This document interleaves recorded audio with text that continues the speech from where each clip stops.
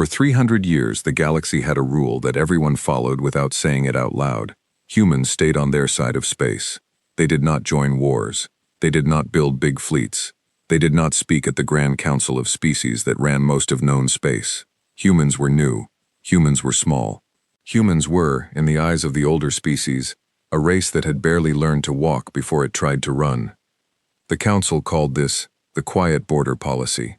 Humans called it something else in private. They called it the leash. The war that would break this rule did not start with humans.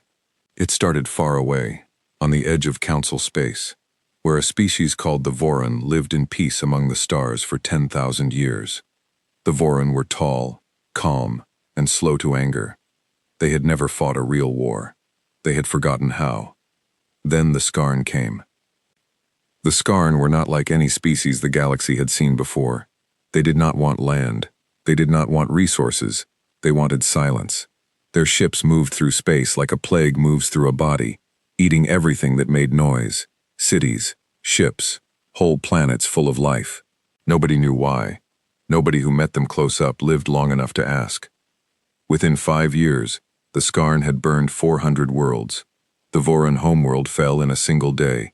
The Council, made up of a dozen old and proud species, sent their finest fleets to stop the Skarn advance. The fleets did not stop them. The fleets barely slowed them down. By the 6th year of the war, the Council was losing. On a small, quiet blue planet far from the front lines, a woman named Admiral Sarah Voss sat in a dark room and watched the war unfold on a giant screen.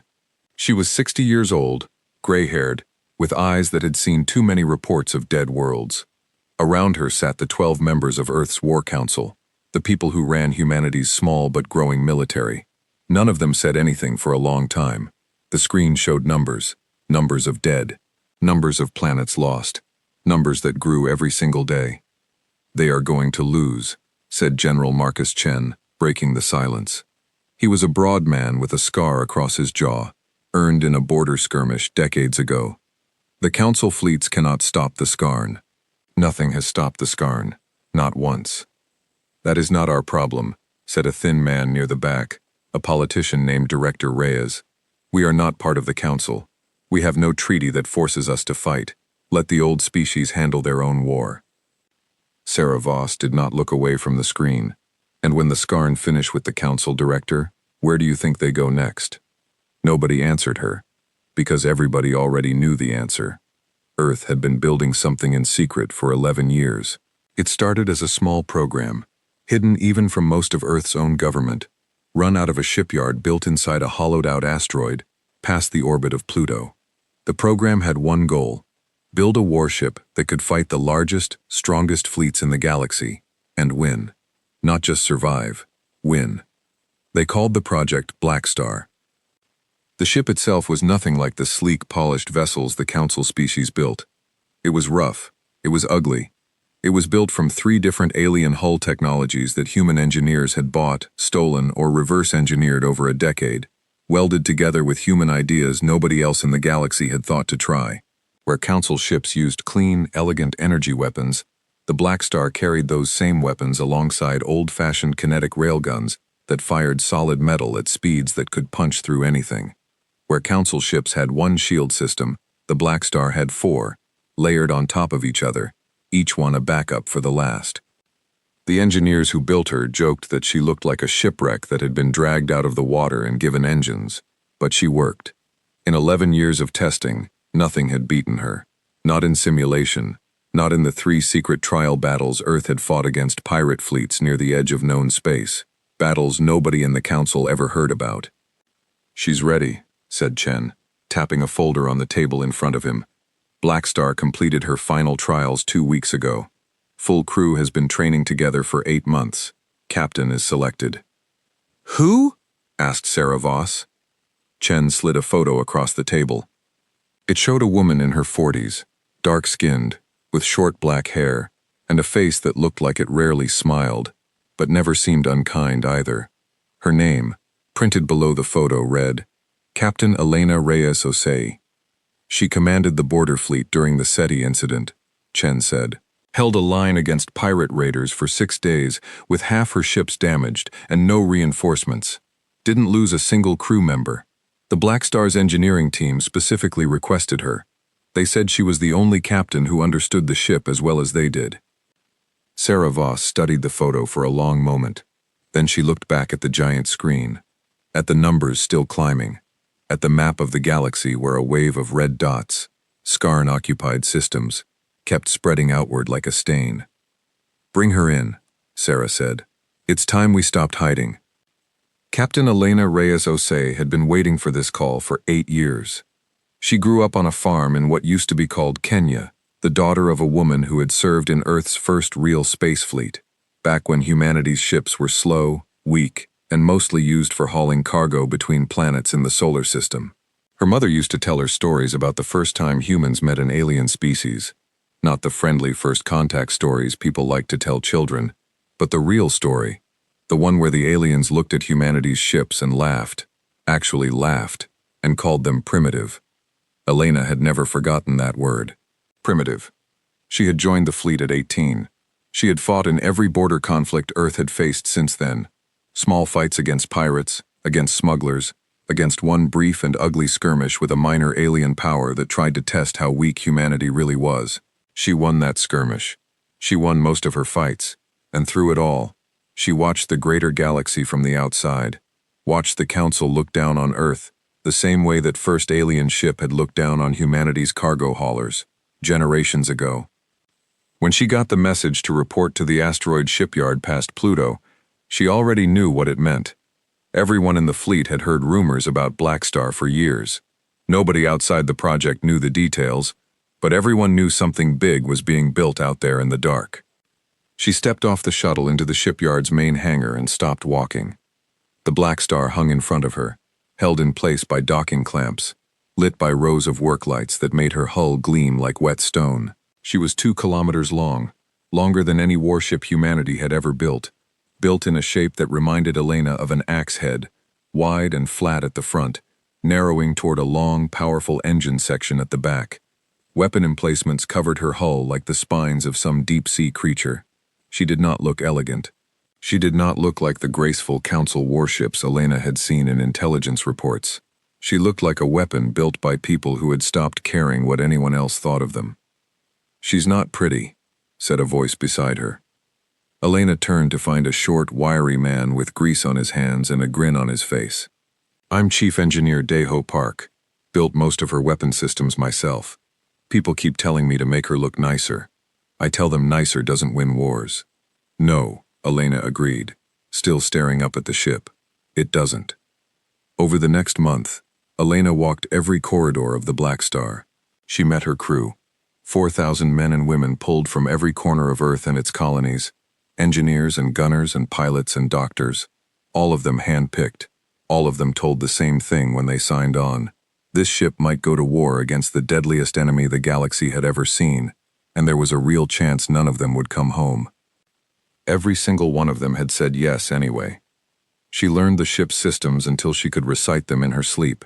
She ran her crew through drill after drill, simulated battle after simulated battle, pushing them harder than any Council fleet would have dared push its people. Daeho Park and his engineering teams kept finding new ways to squeeze more power out of the ship's 4 reactors, more speed out of her engines, more punch out of her railguns. The ship that had been merely dangerous when Elena first saw her became something closer to unstoppable by the time training ended. And the whole time, on the giant screens in the command center, the war kept getting worse. The message came on a gray morning, 6 weeks after Elena took command. Admiral Sarah Voss called her personally, her face grim on the comm screen. "The Voran capital fleet made a stand at a system called Threll," Sarah said. "It was supposed to be the turning point. 3 Council species combined their fleets, over 11,000 ships. The Skarn sent 900. Elena felt her stomach tighten. "And? The Council fleet is gone, Captain. All of it. The Skarn lost maybe 40 ships. The rest are now 3 jumps from a system called ETH Prime, which the Council was using as a supply hub for the entire Eastern Front. If ETH Prime falls, the Council's eastern defense collapses completely, and the Skarn will have a clear road to a dozen more inhabited worlds. Elena stood very still. What does the War Council want us to do? Sarah Voss's face did not change, but something in her eyes did. The Council doesn't know we exist, Captain. As far as the galaxy is concerned, humanity has one small border fleet, and nothing else worth mentioning. That has been true for 300 years. Today, it stops being true. You're sending us to Ith Prime. I'm sending you to Ith Prime, Sarah confirmed. Officially, you're there to evacuate human trade workers stationed at the system's outer colony. Unofficially, she paused. Unofficially, Captain, the War Council has voted. If the Skarn fleet arrives before the evacuation is finished, you are authorized to engage. Elena felt something settle in her chest, heavy and certain, like a decision that had already been made a long time ago and was only now catching up to her. Understood, Admiral. Elena? Sarah leaned closer to the screen, her voice dropping. You understand what this means. If Black Star fights and wins, the whole galaxy finds out what humanity really is, all at once, with no warning. There's no going back to hiding after that. And if you fight and lose... We won't lose, Elena said. Everybody who has ever fought the Skarn thought that, Sarah said quietly. Nobody has been right yet. Elena looked past the screen, out through the small viewport of her ready room, at the dark shape of her ship's forward hull visible through the window, weapon ports catching the starlight. She thought about her mother's stories. She thought about the word primitive. She thought about 11 years of secret work, 4,000 crew members who had said yes without hesitation, and a galaxy that did not know humanity was even capable of building something like the Black Star. We're the first ones who built a ship that could actually win, Admiral, she said. Set course for Youth Prime, full crew to battle stations in 6 hours. It's time the galaxy learned our name. 3 jumps away, in the swirling dark between stars, the Skarn fleet moved forward in perfect, silent formation. 900 ships, black as the space between them, closing in on Ith Prime with the patience of something that had never once needed to hurry, because it had never once been stopped. On the bridge of the lead Skarn vessel, if it could be called a bridge, and if the things aboard it could be called anything the galaxy had a word for, sensors detected a single new contact entering the system 3 jumps away, a ship larger than anything in their records, broadcasting no council transponder codes, moving with a speed and a heading that suggested it was heading straight for them. The Skarn did not feel fear. They did not feel much of anything the way other species understood feeling. But if they had been capable of curiosity, this new ship might have earned it, because in 6 years of consuming their way across a dying galaxy, they had never once seen anything like it. They had 3 jumps to find out what it was. 3 jumps was not going to be enough time.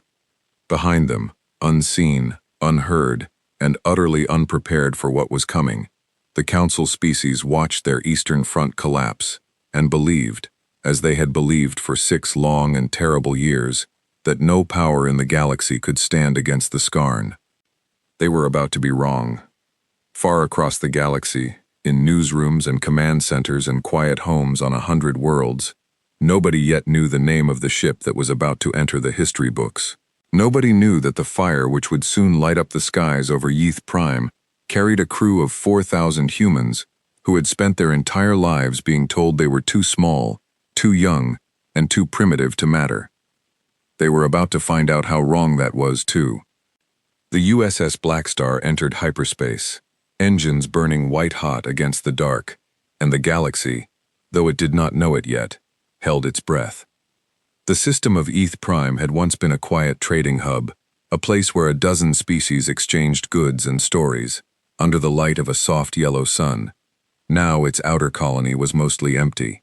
Ships had been fleeing for 2 days, ever since word came that the Skarn fleet had wiped out the Council's combined force at Threll and turned toward the system's supply station. Elena stood on the bridge of the Black Star as the ship dropped out of hyperspace, 30,000 kilometers from Ith Prime's 3rd planet. The bridge was quiet except for the soft hum of consoles and the low murmur of officers reporting status. Daeho Park, standing at the engineering station near the back, wiped his hands on a cloth out of habit, even though there was nothing to wipe off. Report, Elena said.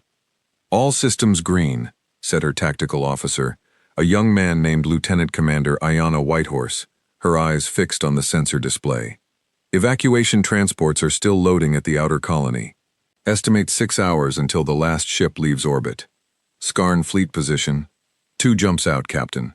Based on their current speed, they'll arrive in approximately 5 hours. Elena did the math in her head. 5 hours until the Skarn arrived. 6 hours until the evacuation finished. That left a full hour where the last human transports would still be sitting in orbit, completely undefended, when 900 Skarn warships came out of hyperspace on top of them. Options, she said. We could pull the transports out now, unfinished, said her first officer, a broad-shouldered man named Commander Tomas Ibarra. Leave some workers behind.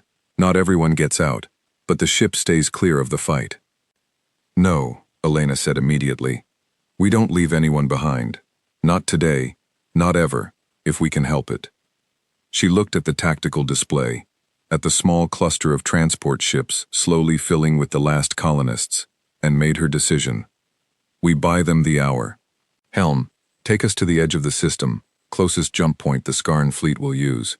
We meet them there, and we make sure not one of their ships gets past us toward that colony.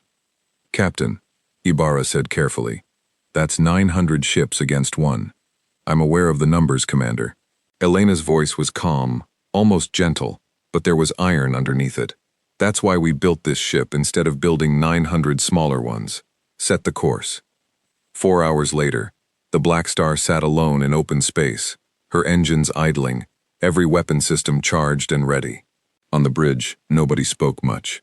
Crew members checked and rechecked their stations, ran diagnostics they had already run a dozen times, because it gave their hands something to do while their minds ran through everything that could go wrong. Elena walked the length of the bridge slowly, stopping at each station, saying a few quiet words to each officer. She had learned long ago that the moments before a battle mattered as much as the battle itself. Fear was normal. Fear kept people sharp. What mattered was making sure fear did not turn into panic. You've trained for this, she told them, her voice carrying across the bridge. Every drill, every simulation, every long night Chief Park kept us running diagnostics until 3 in the morning. It was all for this moment. I am not going to stand here and tell you this will be easy. It won't. But I will tell you this. No ship in this galaxy has ever faced what the Skarn are about to face today. They have never met us before. They don't know what we can do. That is our advantage, and we are going to use every bit of it. A murmur of agreement ran through the bridge crew. Somewhere behind her, she heard Deho Park mutter, "Damn right," under his breath, and a few people laughed, quiet and tense but real. Contact, Whitehorse called out, her voice sharp. Skarn fleet, dropping out of hyperspace. 912 ships confirmed. Range, 80,000 kilometers and closing. Elena walked back to her chair and sat down. On screen, the main display filled with the image of the Skarn fleet, and even Elena, who had studied every scrap of intelligence available on the enemy, felt a chill run through her at the sight of it.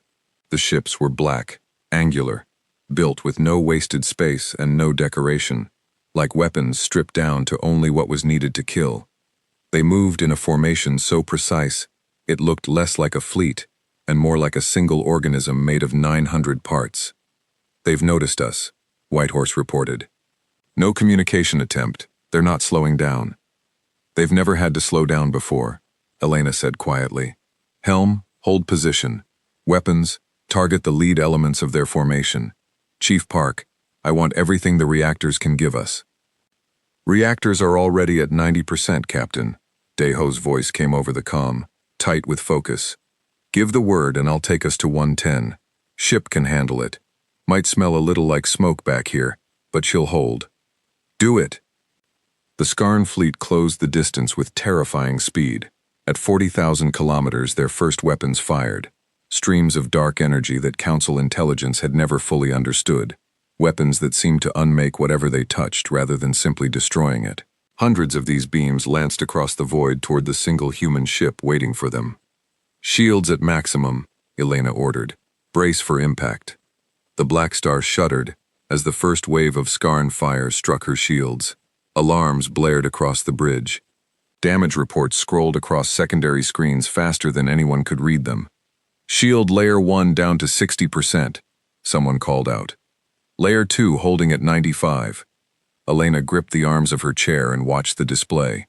The ship's 4-layer shield system, the one Daho Park's team had spent 3 years perfecting, the one council engineers who had glimpsed the design called wasteful and unnecessary, was doing exactly what it was built to do, absorbing a barrage that would have vaporized any single Shield Council warship in seconds. Return fire, Elena said. All railguns, all energy weapons, target the lead cruisers. The Black Star opened fire, and for the first time in 6 years of war, the Skarn fleet felt what it was like to be truly hurt. Human railguns fired slugs of dense metal at a significant fraction of light speed, weapons so simple and so brutal that most modern species had abandoned the technology centuries ago in favor of cleaner energy weapons. The Skarn's shields, tuned to stop energy-based attacks, had never been designed to stop solid metal moving that fast.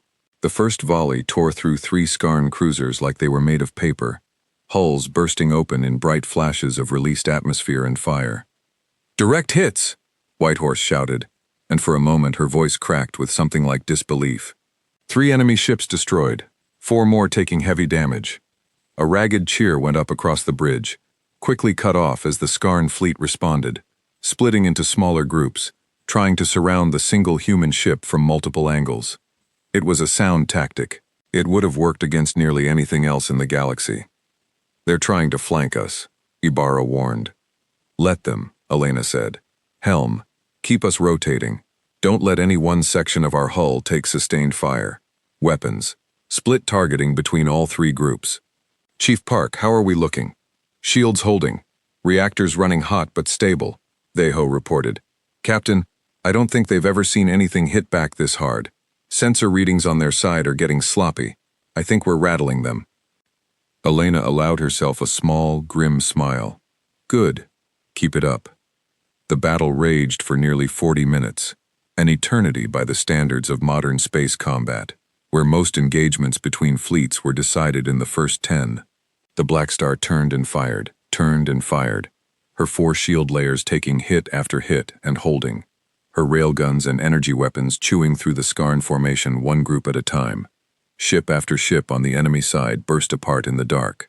But there were still hundreds of them, and slowly, inevitably, the sheer weight of their numbers began to tell. "Shield Layer 1 is gone," Whitehorse reported, her voice tight. "Layer 2, down to 30%. We're taking hull damage on decks 12 through 15. Casualties? Medical is reporting injuries. No confirmed deaths yet, Captain, but..." A massive impact rocked the ship, throwing crew members from their seats. Red emergency lighting flooded the bridge. "Direct hit on the forward railgun array," someone shouted. "We've lost gun batteries 4 through 9. Elena pulled herself back into her chair, ignoring the blood trickling from a cut above her eyebrow. "Status on the evacuation transports?" "Last transport just cleared the system, Captain," Whitehorse said. "They made it. Evacuation is complete." For a moment, something loosened in Elena's chest. The mission, the actual mission, the one they had come here to accomplish, was done. Every colonist was safe. Everything after this was extra. But extra didn't mean it stopped mattering. "Options, Captain," Ibarra said urgently, gripping the back of her chair. "We've done what we came to do. We could retreat, jump back to friendly space, live to fight another day." Elena looked at the tactical display. The Skarn fleet, though badly bloodied, nearly 200 of their ships destroyed or crippled, still had over 700 vessels bearing down on a single, badly damaged human ship. It would have been the sensible choice to run. But Elena thought about Threll, about 11,000 council ships wiped out in a single day, about a galaxy that had spent 6 years believing nothing could stand against this enemy. She thought about what it would mean if the Black Star ran now, if the first real blow humanity struck against the Skarn ended in retreat. "No," she said. "We hold. If we run now, all they learn is that we can hurt them and then run away scared. I want them to learn something else today."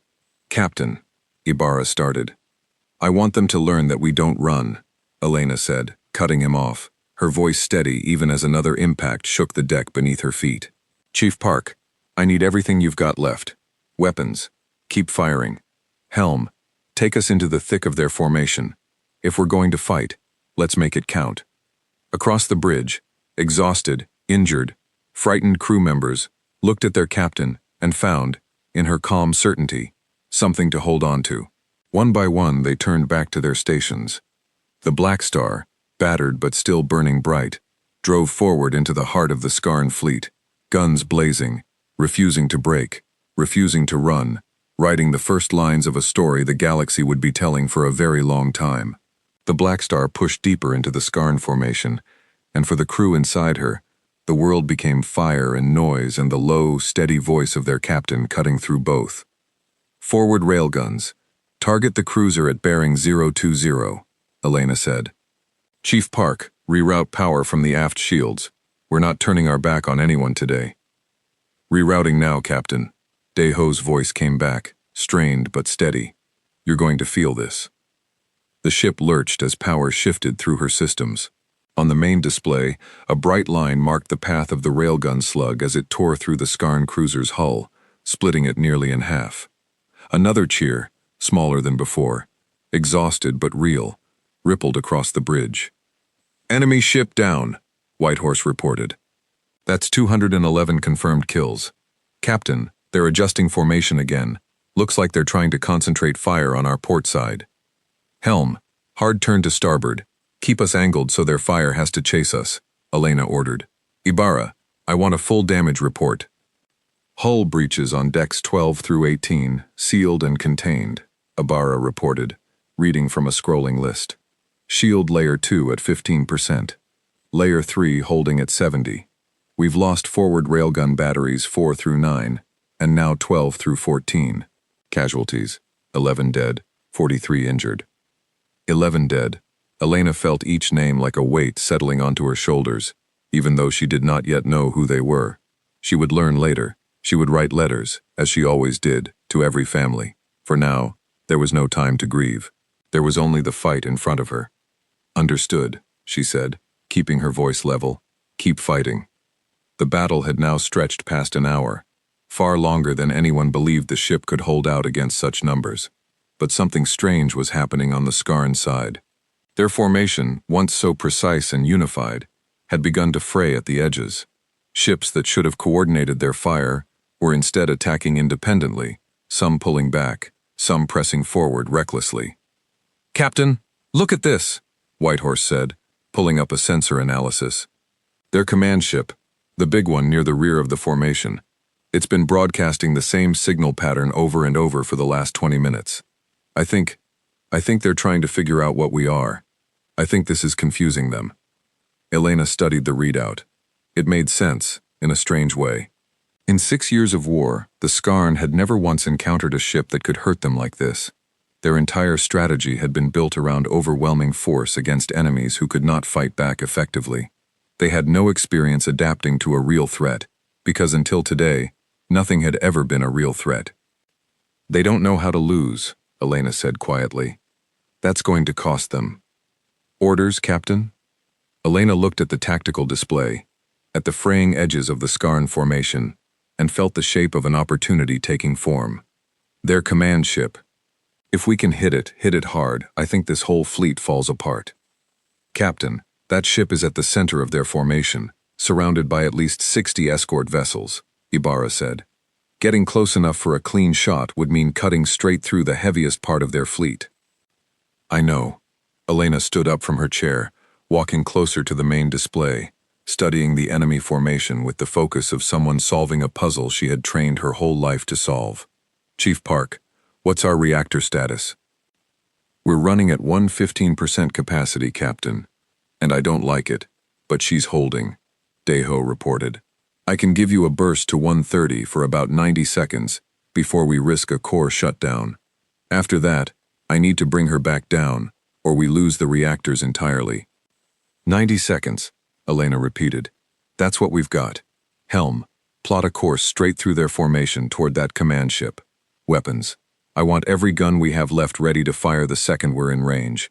Chief Park, give me that burst on my mark. Captain, this is a huge risk, Chabara said, stepping closer, his voice low and urgent. If that burst fails, If the reactors go down in the middle of their fleet, we lose shields, we lose weapons, we lose everything. We'd be sitting dead in the water, surrounded by 600 enemy ships. Elena turned to look at him, and for a moment, the whole bridge seemed to hold its breath. Commander, I know the risk. I've run the numbers same as you. But look at their formation. It's already falling apart. One more hard hit, one strike, right at their heart, and I believe this fleet breaks. If we don't take this chance, we sit here and grind ourselves down to nothing over the next few hours, instead of the next 90 seconds. I'd rather go down swinging for something that matters than die slow for nothing. Ibarra held her gaze for a long moment, then nodded. Understood, Captain. For what it's worth, I think you're right. Elena turned back to the display. All hands, this is the captain. We're going for their command ship. Hold the line, trust your training, and let's finish this. Chief Park, Mark. Reactors to 130, Mark. Deho called out, and the whole ship seemed to shudder with a new, deeper power, like something ancient waking up. The Black Star surged forward, engines burning white-hot, cutting a straight line through the heart of the Skarn formation. Enemy ships scrambled to intercept, firing everything they had, and for the first time, the Black Star did not try to dodge or maneuver. She simply drove forward, shields flaring bright with every impact, weapons blazing on every side, a single burning arrow aimed straight at the enemy's heart. Shield Layer 3 failing, someone shouted. Layer 4 is our last line, Captain. Hold it together, Elena said, gripping the edge of the command console, watching the range to the command ship close. 15,000 kilometers, 10,000, 5,000. In range, Whitehorse shouted. All weapons locked. Fire! Every remaining gun on the Black Star fired at once, a storm of railgun slugs and energy beams converging on a single point in space. The Skarn command ship's own shields, never designed to face concentrated fire like this, buckled and failed in seconds. The ship broke apart in a silent, brilliant flash of light, debris scattering outward in every direction. For a moment, nothing happened. Then, across the tactical display, something remarkable began to unfold. Skarn ships, that had been fighting with terrifying precision moments before, suddenly seemed to lose all coordination. Some stopped firing entirely. Some turned and began retreating in ragged, disorganized groups. Some simply drifted, as if lost. Captain, Whitehorse said, her voice full of disbelief, the entire Skarn fleet is breaking formation. They're retreating. All of them. They're retreating.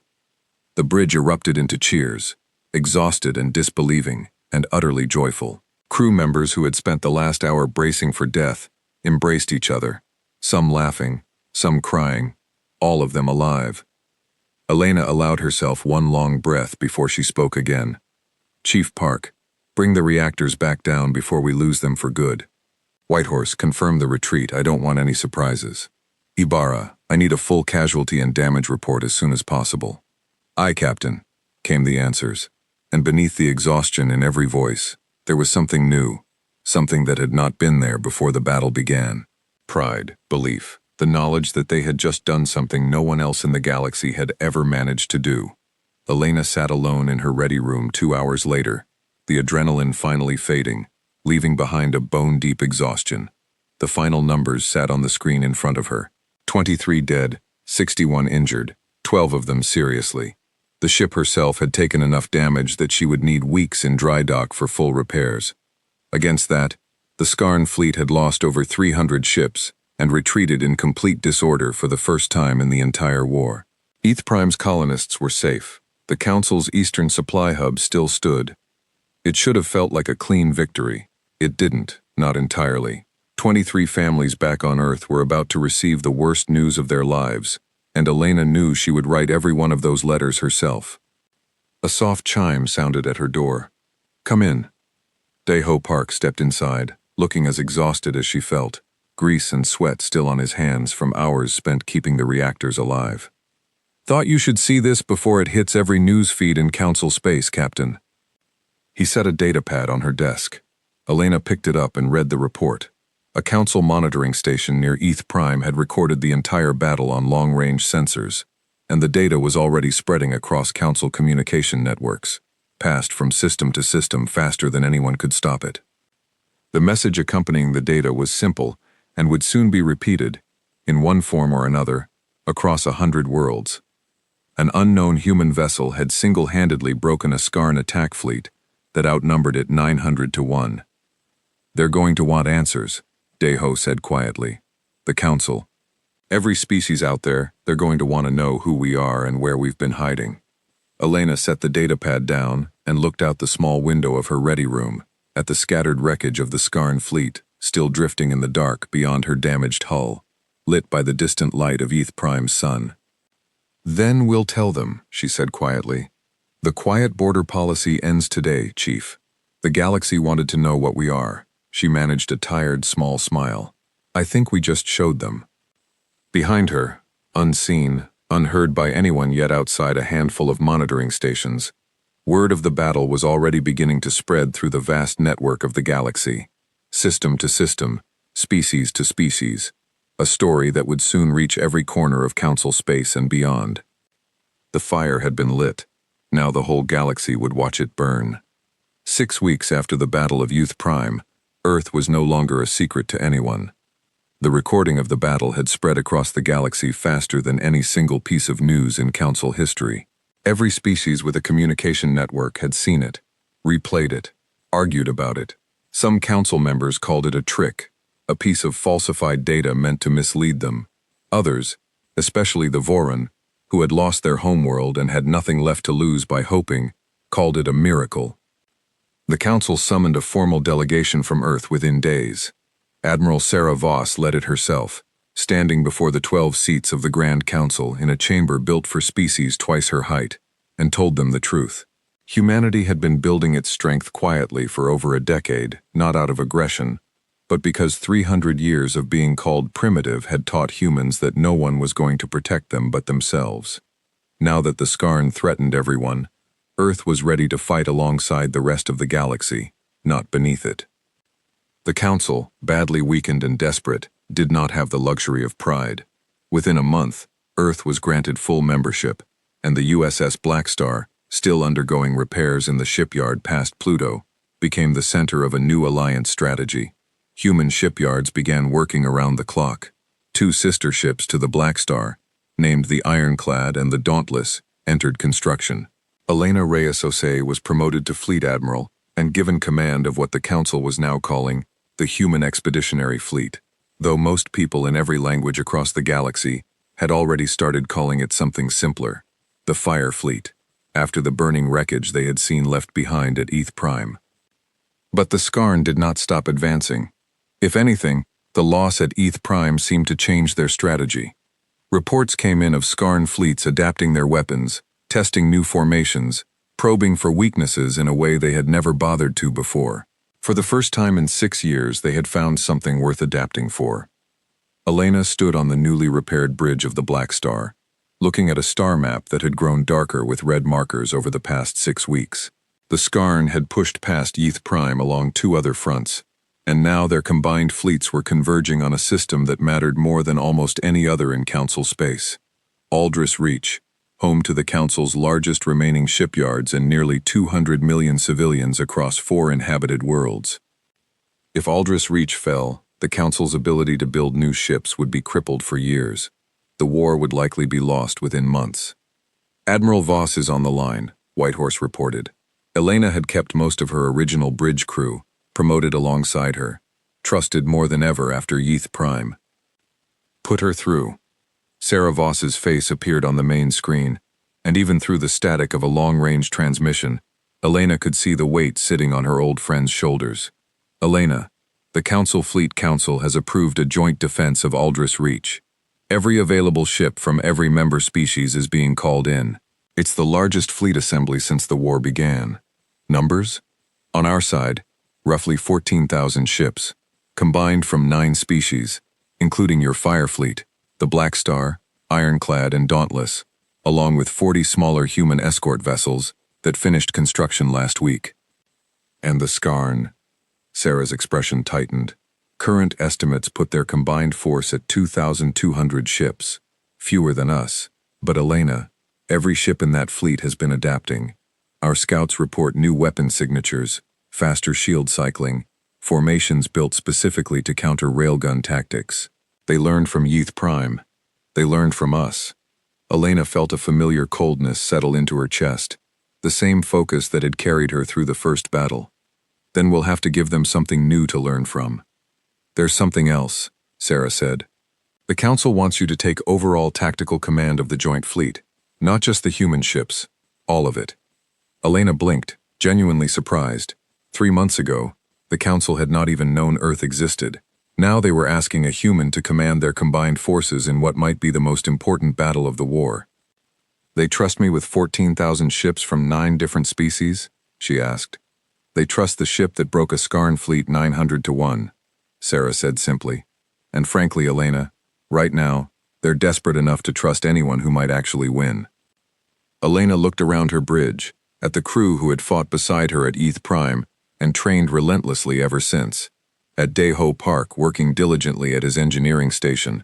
At Ibarra, reviewing tactical data with the same steady focus he always brought to his work. Tell the Council I accept, she said.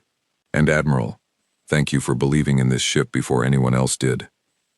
Sarah's tired face softened into something like a smile. I believed in the crew, Elena. The ship was just steel and wiring, until you and your people gave her a reason to matter. Good luck out there. The whole galaxy is counting on you now, whether they like it or not. The Joint Fleet gathered at Aldris Reach over the following week, and Elena found herself standing before commanders from 9 different species, tall, calm Voron officers still grieving their lost homeworld, sharp-eyed, four-armed Caritha tacticians famous for their defensive strategies, even a delegation of the reclusive Metha, a species so old they had fought in wars before humanity had learned to farm. All of them had come to hear a human explain how they were going to survive the largest Skarn assault of the war. Their old tactics won't work against us anymore, Elena told the assembled commanders, standing before a massive holographic display of the system. They've adapted to railgun fire and layered shields. If we fight them the way we fought at Yeath Prime, straightforward and head-on, we'll lose ships faster than we can afford. So we're not going to fight them that way. She outlined her plan carefully. The Joint Fleet would not meet the Skarn in open space at all.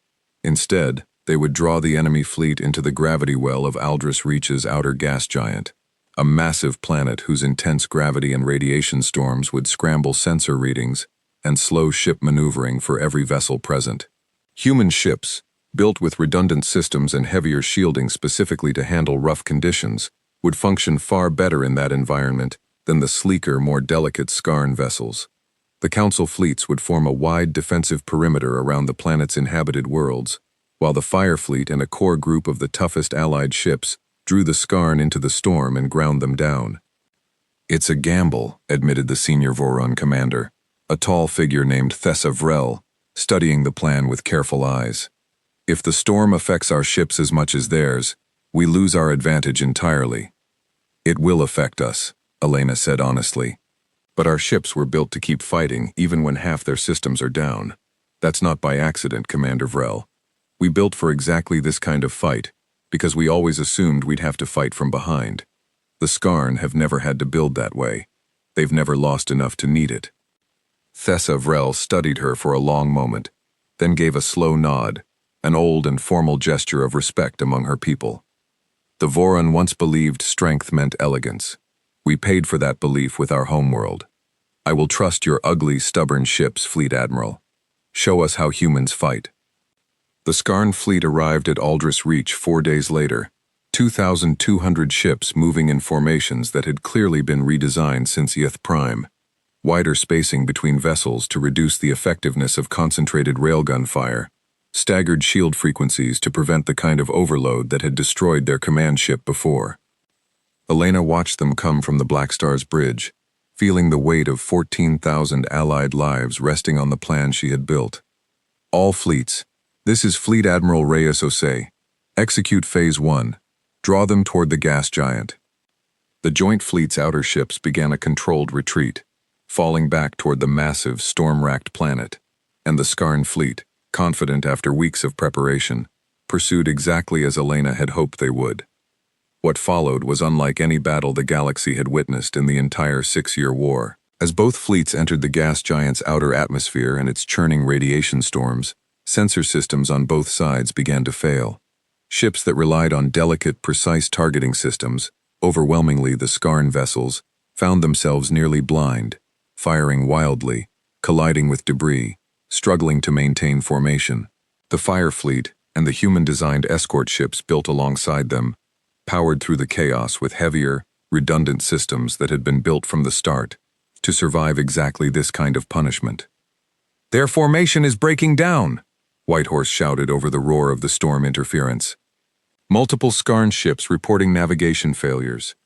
"Press the advantage," Elena ordered. "All Fire Fleet vessels, concentrated fire on any Skarn ship that loses formation. Ibarra, coordinate with the Coritha battle groups. I want them hitting the flanks the moment the Skarn scatter." The battle raged for 6 brutal hours inside the storm, human ships and allied vessels working together with a coordination that would have seemed impossible only months before, tearing apart a Skarn fleet that had never before fought an enemy willing to embrace chaos instead of fearing it. Ship after Skarn ship was destroyed or crippled, their advanced adaptations useless in an environment that stripped away precision and rewarded only raw, stubborn endurance. But victory did not come without cost. The Dauntless, one of the Black Star's sister ships, took a catastrophic hit to her reactor core 2 hours into the fighting and was lost with over 3,000 crew aboard. Voron ships, still rebuilding their confidence after Threll, took heavy losses pressing an aggressive flanking maneuver that Elena had not fully accounted for. By the time the last Skarn ship either fled or was destroyed, the joint fleet had lost over 1,100 vessels of its own. It was the single bloodiest battle of the war. It was also, without question, the first true, decisive victory the Council had ever won. Elena stood alone on the observation deck late that night, watching the storm-racked gas giant turn slowly below, its swirling clouds lit faintly by the wreckage still burning in high orbit. The cost of the day sat heavy in her chest. Over 1,100 ships, tens of thousands of lives across 9 different species, including the entire crew of the Dauntless.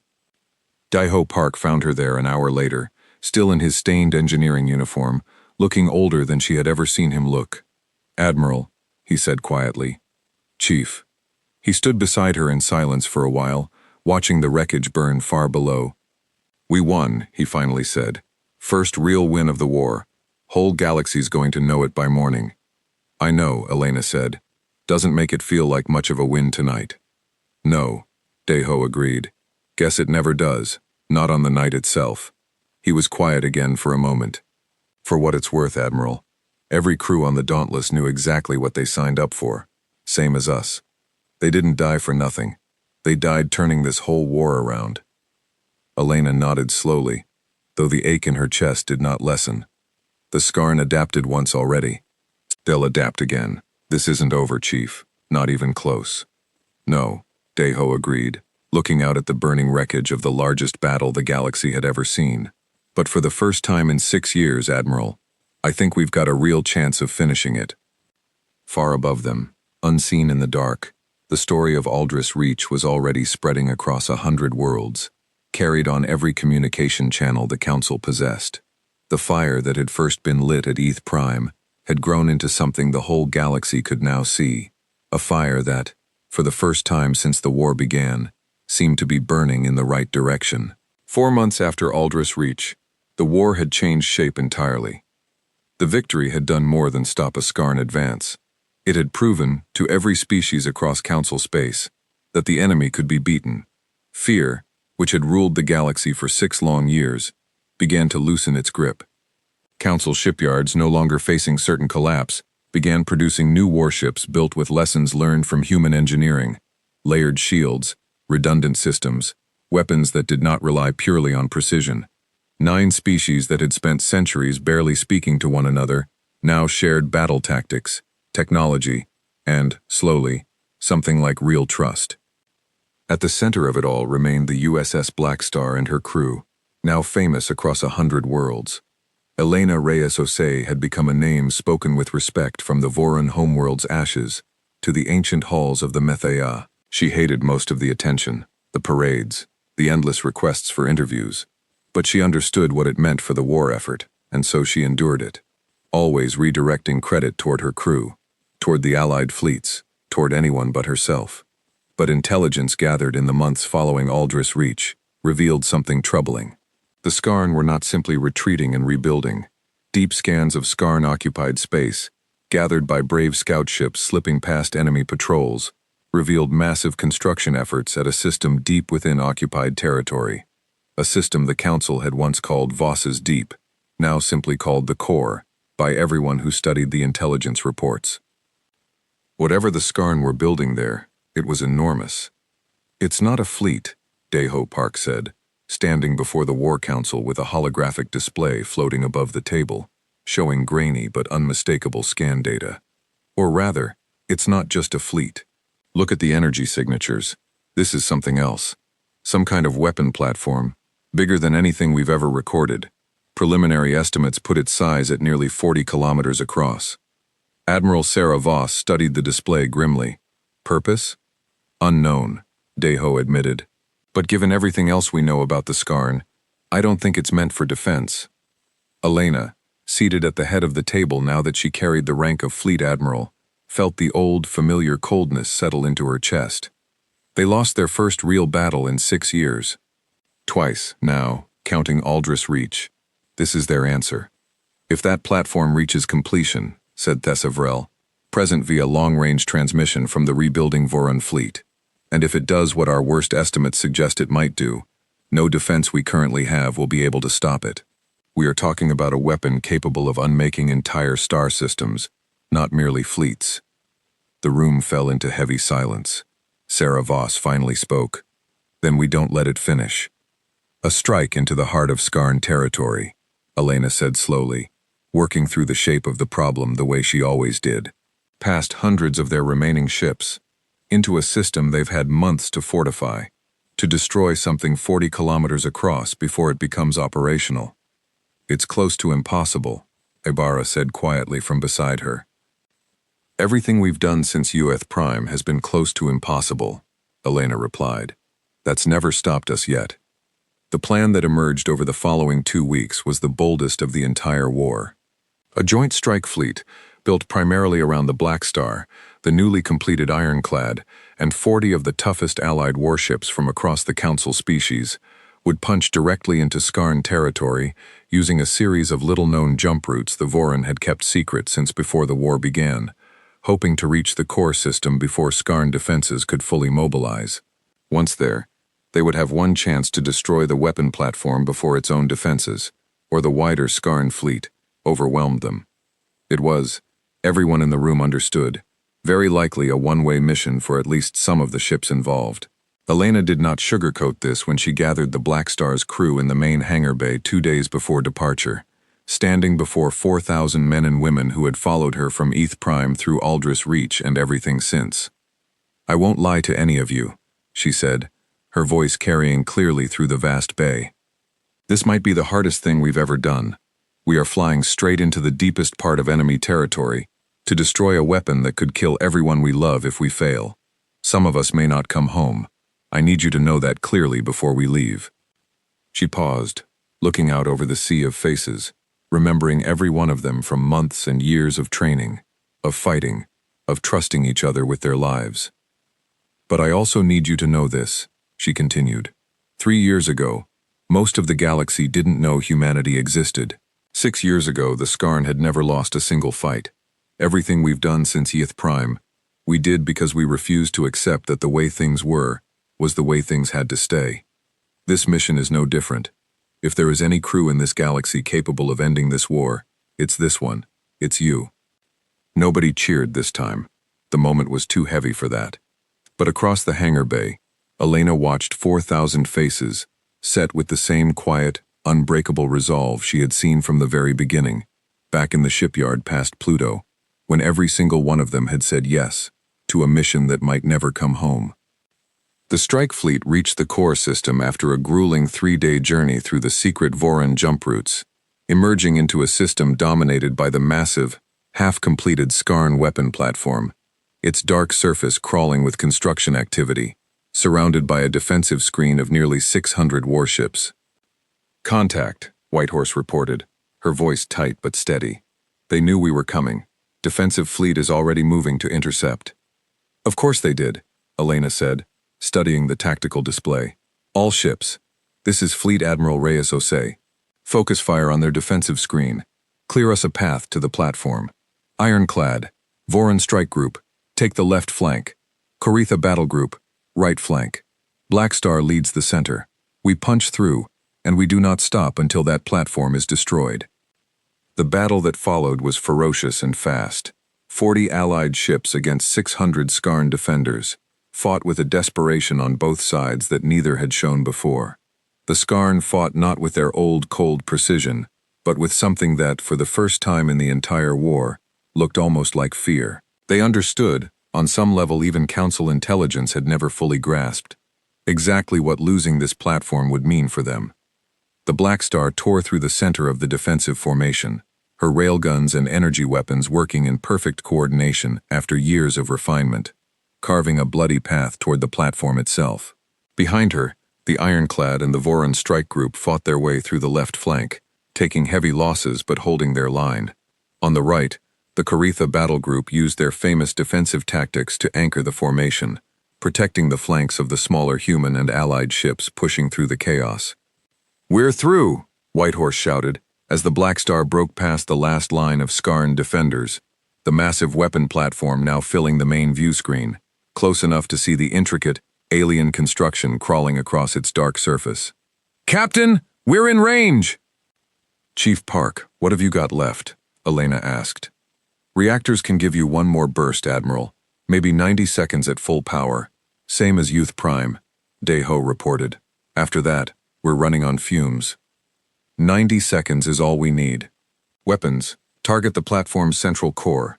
That's where the readings show the highest energy concentration. All remaining ships, converge fire on my mark. The Allied strike fleet, battered and bleeding but still fighting, gathered their remaining firepower toward the massive platform's central structure. Elena watched the range close, watched her crew work with the same calm, practiced precision they had shown from the very first battle, and felt something settle into place, a certainty built from years of trust and sacrifice. Fire.